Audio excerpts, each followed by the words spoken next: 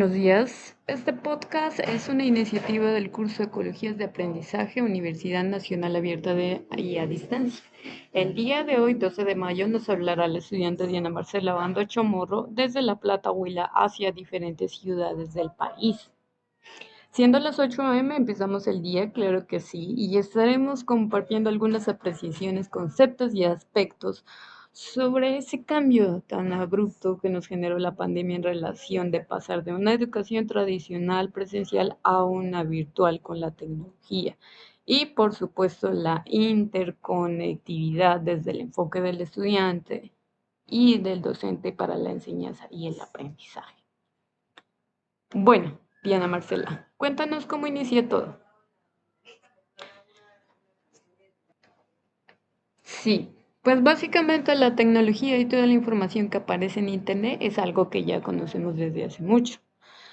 Un ciclo donde el conocimiento personal se compone de una red, la cual alimenta a otras redes o instituciones, organizaciones, las que a su vez retroalimentan a la red general, promoviendo así nuevos aprendizajes para los individuos. Esas son las palabras de Siemens en el 2024.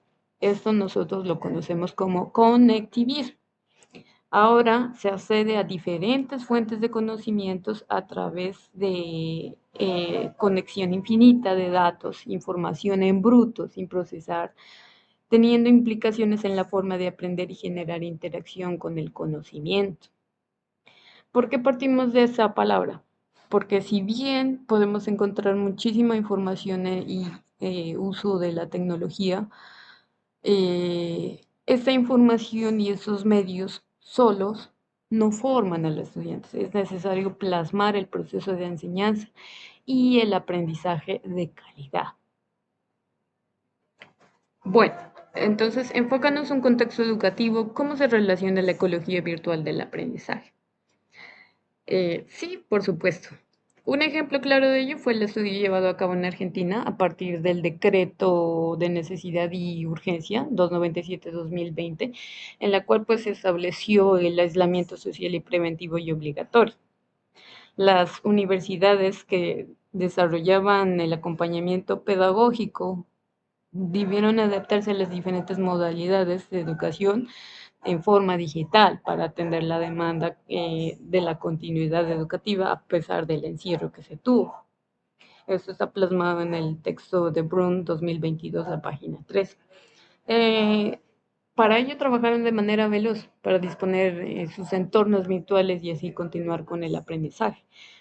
Pero ese cambio fue radical y difícil de manejar, ya que la mayoría de las instituciones siempre mantenían de manera presencial sus clases e impartían el uso de la tecnología más como un recurso complementario, como una red gigante de conocimiento, lo que anteriormente mencionamos, pero no como tal de una estrategia en sí de aprendizaje. Y la mayoría de profesores pues tampoco contaban con la capacitación o el compartir de la información entre diferentes colegas y diferentes redes. Para este punto se hizo análisis en una encuesta a 22 a 70 estudiantes de la licenciatura en psicopedagogía. Se seleccionaron estudiantes de años avanzados de tercer año, cuarto año y quinto año en un 32%, 27% en el tercer año y en un 40% lo que fue el quinto año, en su mayor relación. En esto se observó características generales, la cual menciona que si bien estos tenían acceso a Internet, dispositivos tecnológicos, frente al 60% de estudiantes decían que utilizaban el uso individual de notebook, el 39% compartían entre los estudiantes en sí, los compañeros, y el 50% disponía pues de un escritorio, de su smartphone, del computador. Sin embargo, al conocer las experiencias dadas en la encuesta, que fueron 21 preguntas abiertas y cerradas, los datos obtenidos fueron sometidos a análisis estadístico y descriptivo y de contenido. Estos análisis identificaron, a palabras de ellos, Desorganización, cansancio, agobiante, compleja fueron las palabras más comunes de estos resultados, en las que los estudiantes se sintieron durante la virtualidad, desarrollando la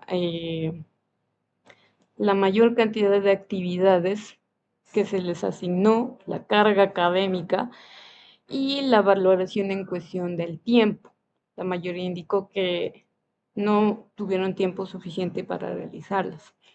Casi en un 66% también tuvo obstáculos en la organización y en la presentación de sus resultados. Eso generó básicamente lo que fue el cambio abrupto, por eso ahí el intro de la canción, las nuevas formas de relacionarse con los compañeros, los profesores y la moda de aprender. Ahora bien, Sánchez en el 2020, al indagar sobre los recursos que mayormente utilizaron los docentes, revela que el uso predominante fue el correo electrónico. Para algunas demostraciones de algunos conocimientos de algunos medios fue el Facebook y para comunicarse básicamente el WhatsApp. El trabajo académico se usó el Google Classroom, Google Site. Y para comunicarse de manera sincrónica simplemente fue el Skype. Sin embargo, las estrategias didácticas y los recursos didácticos en el contexto de esta emergencia se basaron básicamente en la perspectiva del docente y se centra particularmente en el uso como medio de esas herramientas, no como estrategia de aprendizaje. Fueron las opiniones de los estudiantes dadas en el texto Sánchez en el 2020. Pues bien, ya fundamentado este caso, podemos hablar ahora sí lo que es la ecología de aprendizaje a la hora de aprender. Se puede aquí apreciar tres fundamentos. Primero, el enfoque de la virtualidad en relación a la presencialidad. Segundo, el trabajo de los docentes. Y tercero, el papel de los estudiantes. El primer punto y factor importante es que gracias a la pandemia y la tecnología es posible la construcción del conocimiento a base de lo que sería hoy en día la modalidad educativa virtual a raíz de esa negligencia y las necesidades. Pues básicamente no solo se permite una educación, sino que permite flexibilidad en el acceso del tiempo, el espacio de aprendizaje individual, la democratización en el conocimiento, es decir, educación para todos. Y esto lo menciona García Arterio en el 2009. Eh, pero aquí el segundo punto es clave para esta forma de aprender. Los materiales didácticos deben promover el aprendizaje a través de actividades colaborativas, no solamente es la actividad individual. Debe desarrollarse y demostrarse el sí la metacognición, es decir, el aprendizaje autónomo, pero debe existir la mediación entre alumno, docente y la interacción con los materiales y los compañeros. Eso lo llamamos como entorno virtual de aprendizaje. Y la comunicación dentro de esos, los participantes, sería sincrónica y asincrónica. Lo que es referente a sincrónica, cuando estamos directamente conectados y ahí hay diferentes plataformas, sí lo mencionaban ahí, Zoom, y la parte sincrónica, que sí o sí debe existir lo que es web conference, foros y la participación donde se pueden integrar los compañeros.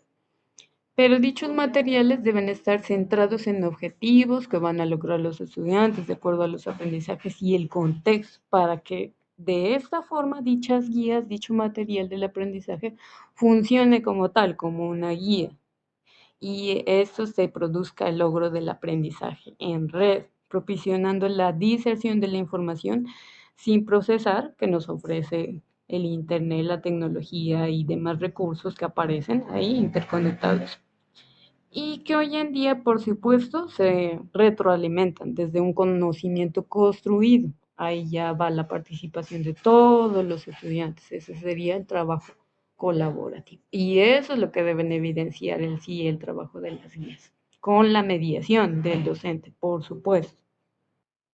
Excelente apreciación. Pero explícanos qué teorías de aprendizaje, qué fundamentos respaldan el uso de las tecnologías y esta ecología de aprendizaje. Excelente, llegas a mi punto principal. ¿Qué impacto tiene sobre el estudiante? Ahí viene también un punto clave de esta fundamentación. Desde la teoría de conductismo, miramos que la enseñanza es programada junto a procesos lineales. El conectivismo, que hace siglo pasado era básicamente toda la educación presencial así, el aprendizaje previo y la modificación con algunas estructuras. Ahora viene el cognitivismo a través de las redes como producto de la era digital, es decir, conexiones entre usuarios y la retroalimentación en este punto el docente. El docente no es quien tiene el control absoluto dentro del proceso de enseñanza. El aprendizaje lo tiene el alumno con la oportunidad de elegir su proceso de aprendizaje, la metacognición, la medición de su construcción de sus propios recursos, involucrándose activamente y preenseñándose de qué manera demuestra su comprensión y su aprendizaje y obviamente ya plasmado en lo que corresponde a los resultados y las estrategias del aprendizaje. Finalmente, pues así ya hablamos de los retos, porque de no ser así todo el mundo ya lo estaría aplicando. Las instituciones deben considerar la creación de un diseño de instrucción bajo un enfoque de conectivismo como, como una nueva opción en el proceso educativo, puesto que una ecología de aprendizaje sólida implica orientar los contenidos curriculares con recursos didácticos mediados por la tecnología educativa para permitir su adecuada organización en la enseñanza y de esta manera facilitar la evidencia de aprendizajes. Inclusive puede fortalecer la destreza literacidad informacional en sus participantes, tan requerida por la sociedad del conocimiento. Y por supuesto, la correcta aplicación de las herramientas tecnológicas con el manejo de la información para facilitar el intercambio de conocimiento.